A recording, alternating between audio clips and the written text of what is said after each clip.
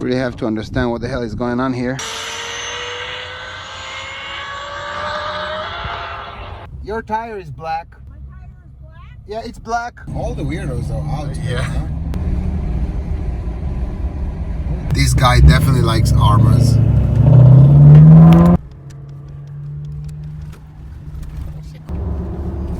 Connie, one day all of this will be yours. Alright, so today we're showing you guys a little bit behind the scene of what is happening before a run and what we do to prepare the car, and we're putting Connie in the driver's seat. We're gonna start with truing some wheels.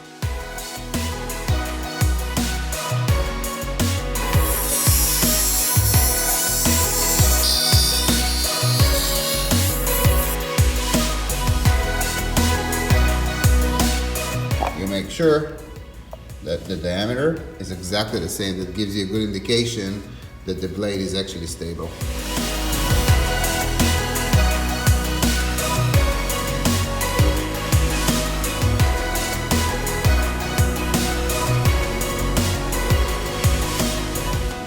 All right, so we made some wheels and let's see the diameter and difference. Yeah, you see, so we lost since the last truing with all those skids that we did in the last video when I couldn't keep it together.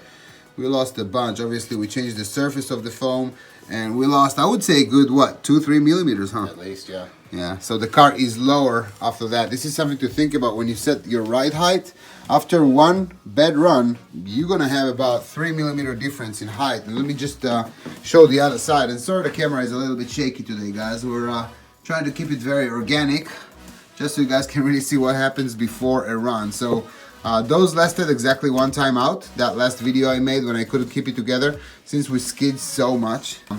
Now we got some new wheels, charged GPS. We're gonna charge the battery soon. We're gonna show you guys how, and charge the remote, charge the GoPro. GoPro is already ready in the case, and we're out of here.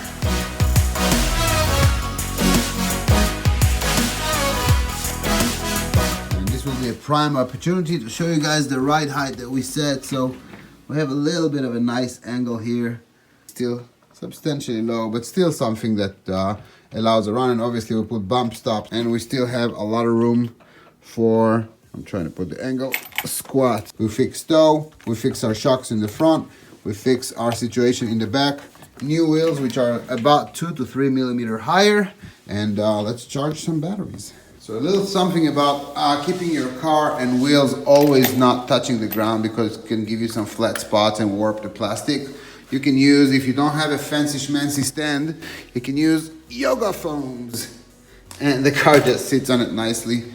And this is actually something I got from one of my buddies here in Orlando. We're charging two 4S's in series together because we're lazy. And we're using iCharger, 12 volt battery, trying to charge 34 volts. It's gonna take a lot more amps. So right now, we're actually pulling 19.2 amps. For those of you who are wondering, and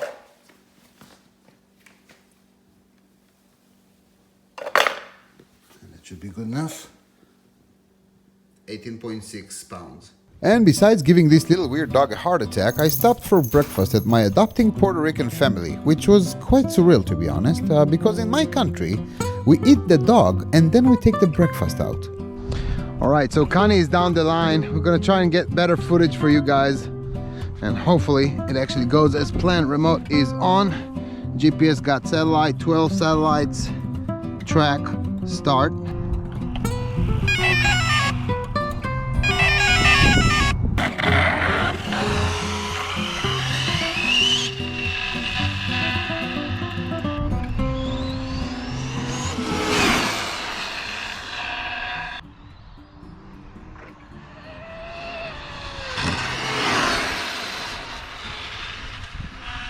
I'm gonna have to redo it.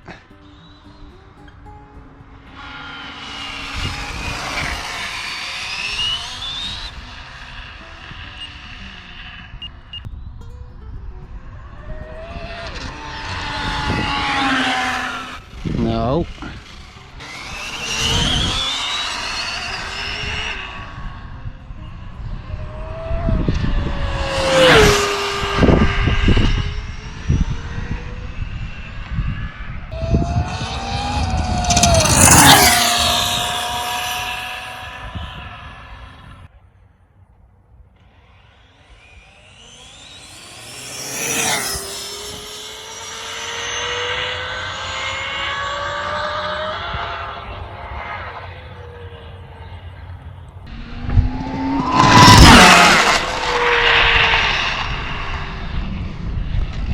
It's just so powerful, man.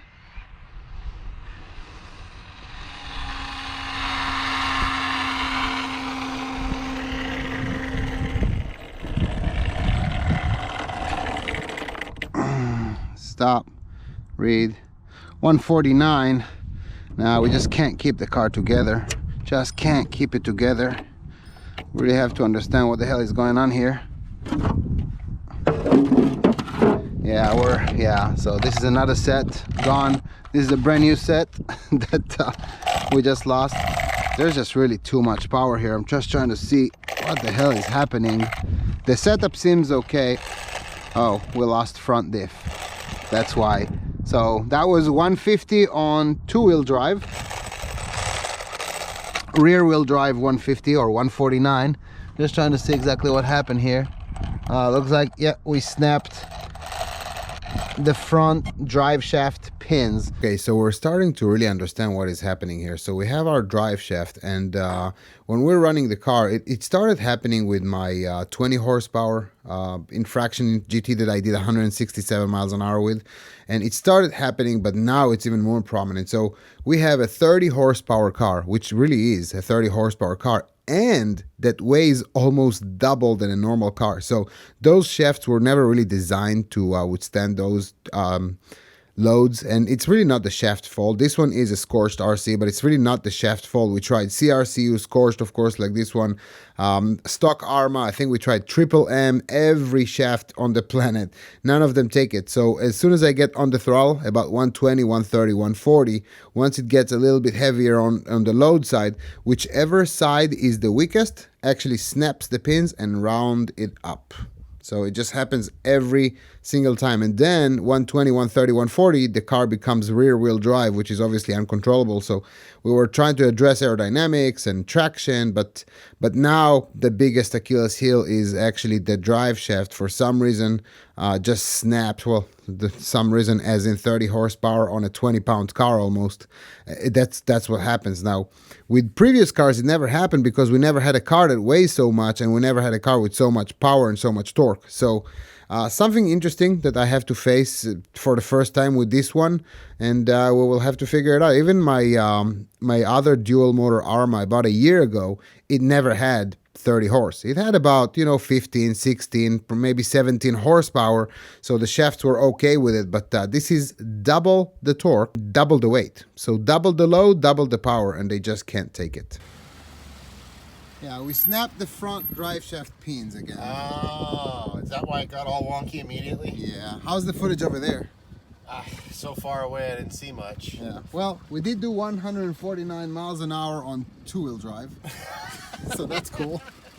Hey, you didn't wreck it, and I was impressed because that thing was everywhere. But straight. Yeah, I was trying to get it together, but yeah. Back to the drawing board.